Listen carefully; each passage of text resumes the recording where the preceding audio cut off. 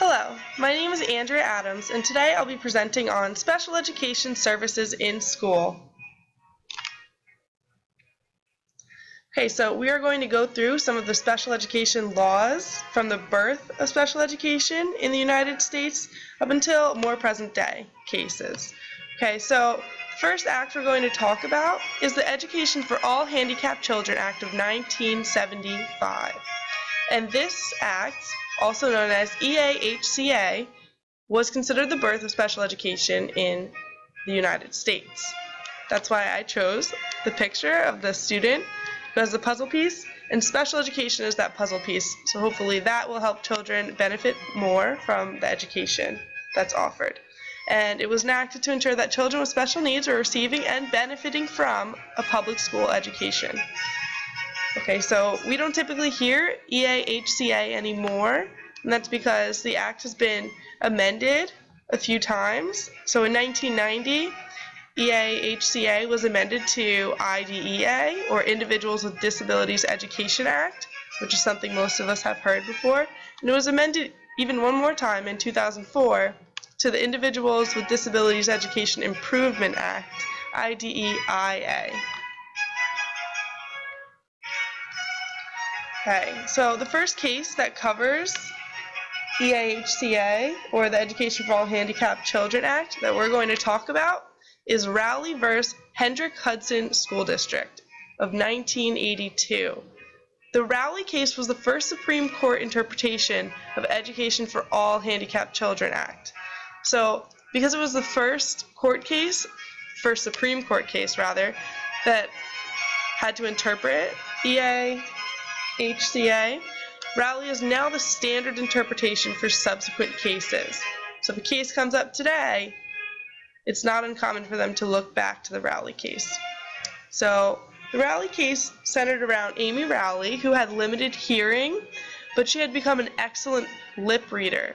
And she was very intelligent, and she was actually performing above the class average without an interpreter.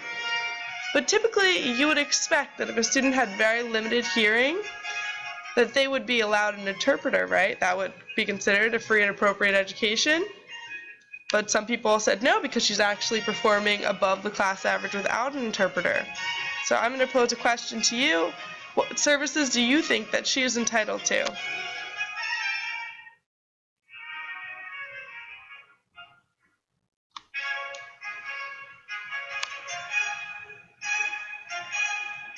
Okay, so we will talk more about that as we move on. Okay, so child find. Child find is an ongoing process of seeking children eligible for services from birth to age 3 and from age 3 to 21. And it requires public schools to seek out children who are eligible for services in their jurisdiction who are not currently receiving a public school education. This also came from when EAHCA was enacted, because the government realized that there were a bunch of students, 8 million students about, in the United States who are not receiving special needs services. And that's why this child find was put in place, to make sure that they receive those services. Okay, so as we move on, the 3 big federal statutes of special education that we're going to reference include IDEIA, Individuals with Disabilities Education Improvement Act, which is the amended version of EAHCA that we've been talking about. The second federal statute is the Americans with Disabilities Act, or ADA, of 1990, and the third federal statute that we'll talk a lot about is the Rehabilitation Act, Section 504 of 1973. In the text by Essex on page 97, there's a quote that I pulled, and it says, "These statutes were enacted to protect individuals with disabilities from discrimination and provide them equal access to educational opportunities, facility utilization, and employment opportunities in public school settings." So hopefully the combination of these 3, you would think, would bring students a more just and discrimination-free access to public education. Do you know that the F in FAPE stands for Free Appropriate Public Education? That means all education and related services you and your child's team determine are necessary to address his needs must be provided at no cost to you. This may include things like curriculum and materials, related services like OT, PT, and speech, assistive technology, building modifications, transportation, one-on-one aids, and more. A solid individualized education program, or IEP, is the key to ensuring that your child receives a free.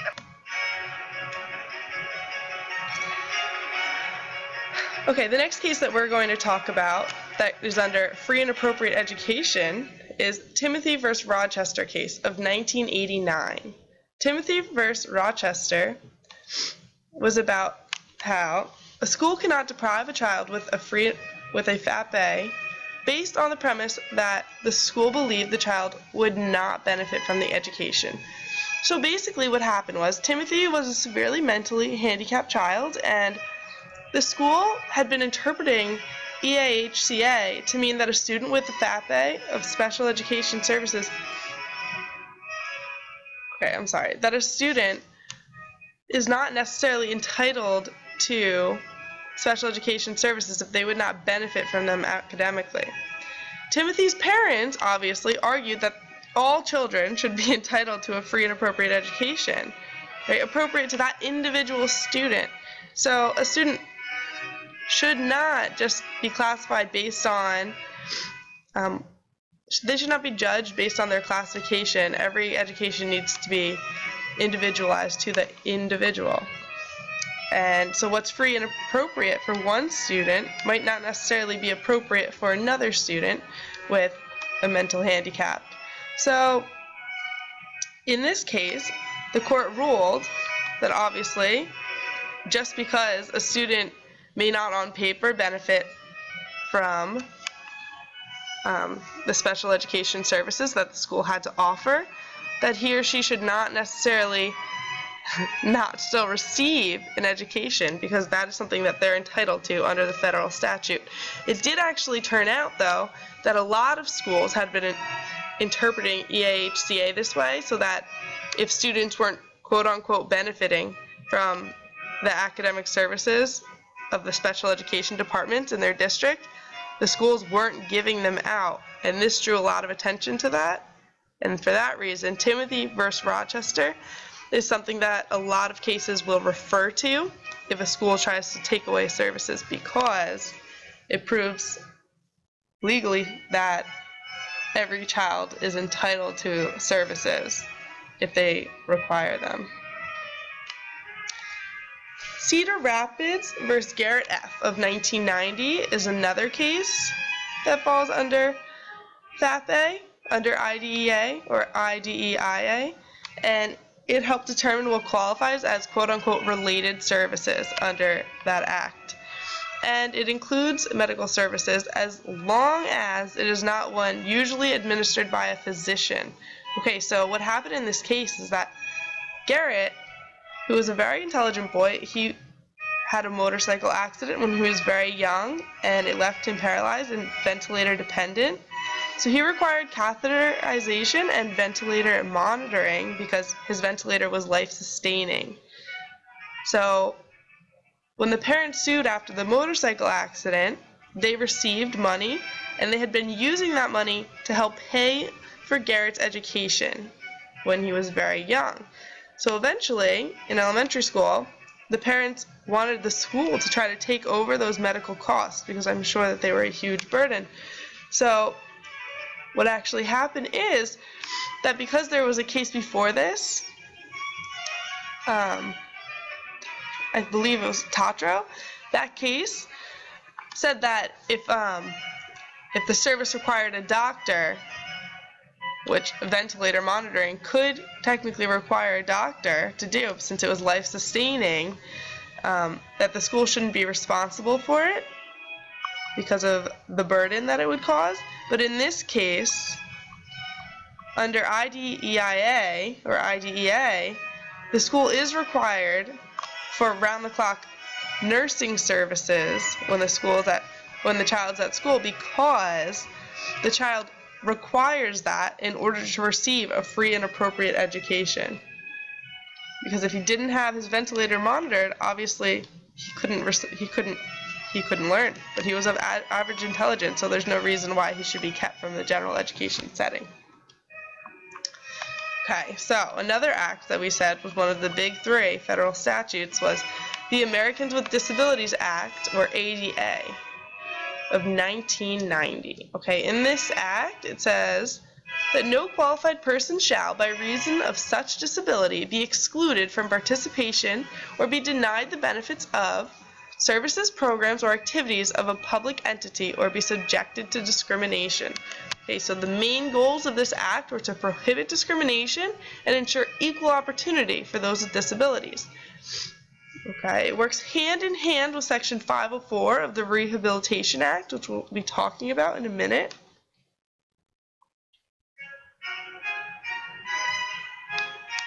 Okay, in the Rehabilitation Act, Section 504 of 1973, there's a broader definition of disability than IDEA because it protects more people. It was originally created for veterans by a president, and it prohibits discrimination against an individual with disabilities in programs and activities receiving federal funding. So any program that receives federal funding has to follow Section 504. So it promotes access to activities with reasonable accommodations, including extracurricular activities. So this is not just within the school. This is for the grocery store that received some sort of federal funding to open. This is for the town hall activities that receive federal funding. This includes extracurricular activities, which is excellent for people, both students in school and for companies and for anyone who could potentially have members with disabilities. This is wonderful. Okay, so it includes anyone whose impairment quote-unquote substantially limits one or more basic life activities. And by this, we have to ask ourselves, what is considered to substantially limit one or more basic life activities? So Section 504, when they said major life activities, they meant things like caring for oneself, walking, standing, lifting, performing manual tasks, seeing, hearing. Now we're going to talk about the least restrictive environment, or the LRE. And this falls under the Education for All Handicapped Children Act. Okay, it requires that students with disabilities be integrated into the general education classroom, learning alongside their typically developing peers with the use of supplementary aids and services as much as possible.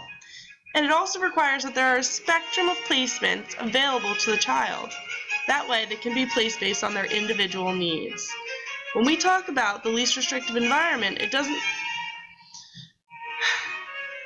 always mean the same thing. Okay, so the least restrictive environment typically refers to as close to the general education or mainstream classroom as you can get, where this child is still benefiting from instruction.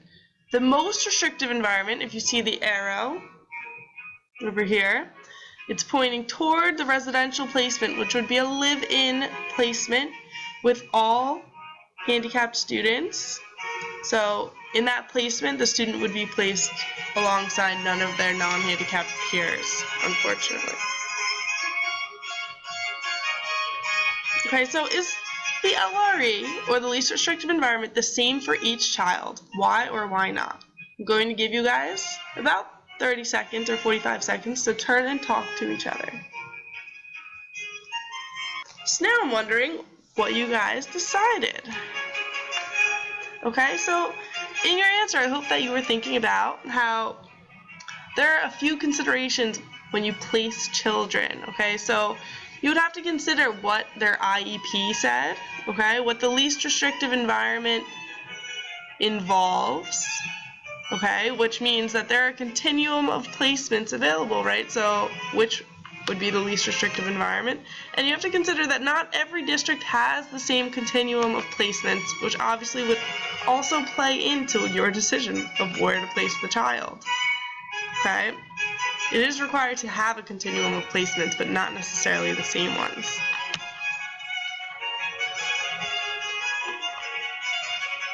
Okay, another case that we're going to talk about that talks about the least restrictive environment is Ronker versus Walter of 1983. Okay, so what was decided in this case and why it's significant is that there are non-academic benefits of interaction with non-disabled students that have to be considered when you decide on a student's placement. So what happened with this case is that Neil was a 9-year-old with an IQ below 50, which meant that he had a mental age of about 2 or 3, and though he wasn't able to make decisions about safety, he needed an aide by his side the whole day.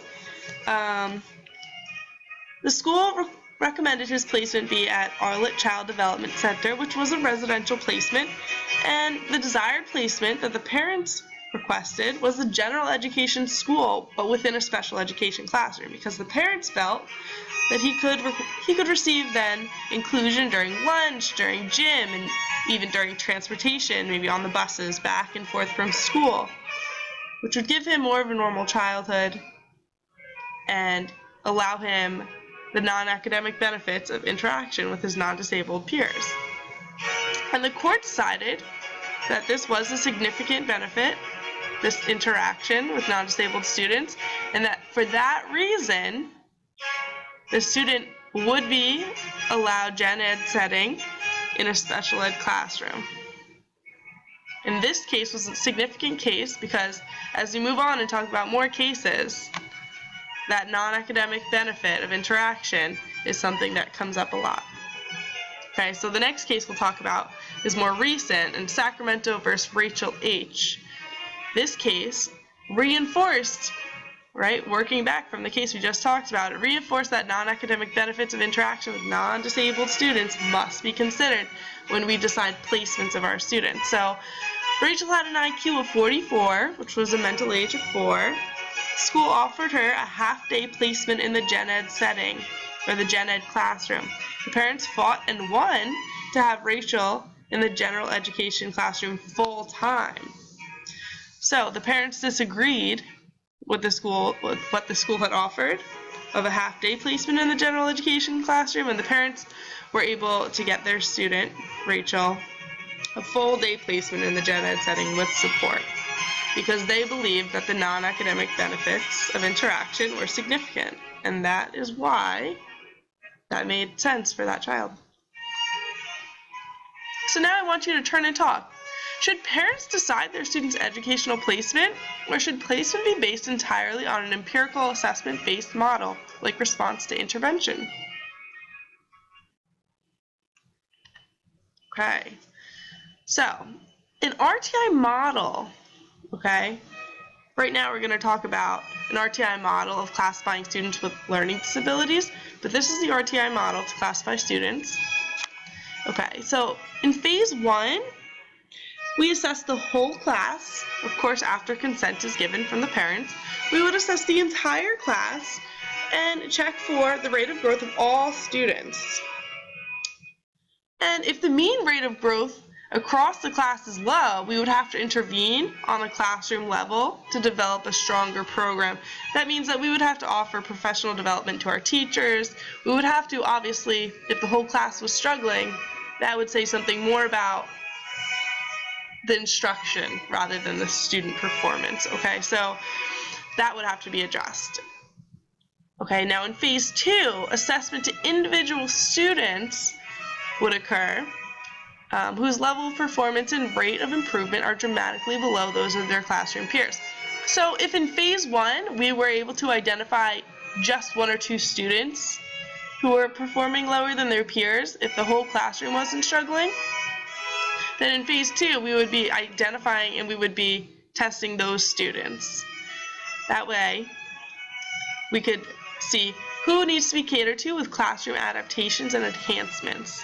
So if we could give them something to make the general education classroom a more beneficial educational environment for an individual, we would do that at phase 2.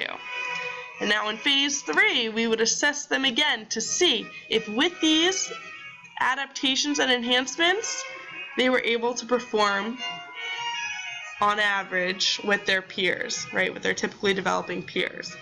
So phase 3 would basically say whether they were able to have some kind of a response to the intervention that we were giving them in the general education classroom. And if they weren't able to have a response to that intervention that we had in the general ed setting, we would kind of be able to identify them at risk, right? And we would be able to decide they might need to be evaluated for special education.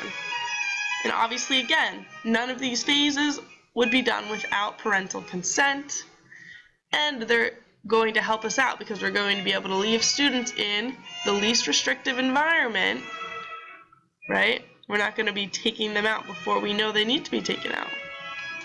Okay, so now let's talk about some of the pros and cons, benefits and concerns of response to intervention.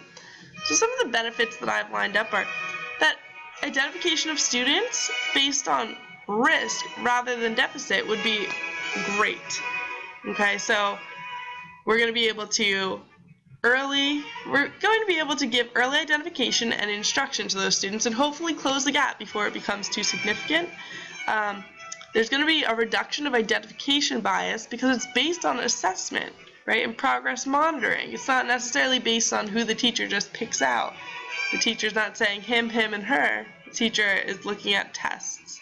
Okay, so then there's also the linkage of identification assessment with instructional planning. Because the teacher's giving these assessments, they're also going to be able to use those assessments to inform their further instruction. Okay, concerns about RTI are not insignificant either, though, because it obviously causes concern about the LD concept and the need for validated interventions and assessment methods is definitely real, okay? So not everyone is using the same way to assess students when they do the RTI, response to intervention, okay? So we need something that is standardized across all boards or across all schools. And the adequacy of RTI as the endpoint in identification has come up in question, okay? The appropriate instructional intensity has been questioned, and the need for adequately trained personnel has been questioned, right? That's going to be costly if you have to train your whole staff.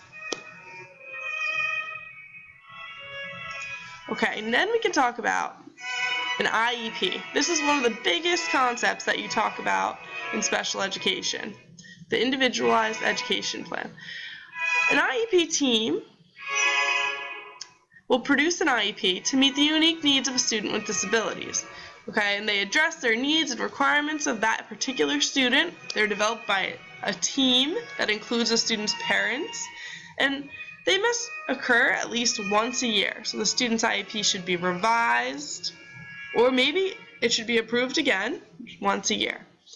Okay, and they always include the student's placement, their accommodations and modifications, whatever services they need, their goals and objectives that will be progress monitored throughout the year, the eligibility of the student for which placement, the student's individual needs, and the present levels of academic achievement or functional performance. Okay, so that's especially important that you have their present levels of performance because then you'll know their growth throughout the year. An example of a typical service could be anything from a reader app on a phone that would magnify the text for a student who had vision deficits, or a tilted desk that would help a student who had limited mobility write. Okay, so in conclusion, I just hope that everyone took out of this that equality is not always justice. Okay, so I like this picture because it says, this is equality, and not everyone is able to see with the same amount of service, right? So, or the same amount of boxes. But justice is that everyone gets what they need to be able to perform or benefit from the view or from the education.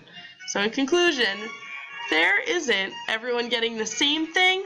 There is everyone getting what they need in order to be successful. Thank you for your time.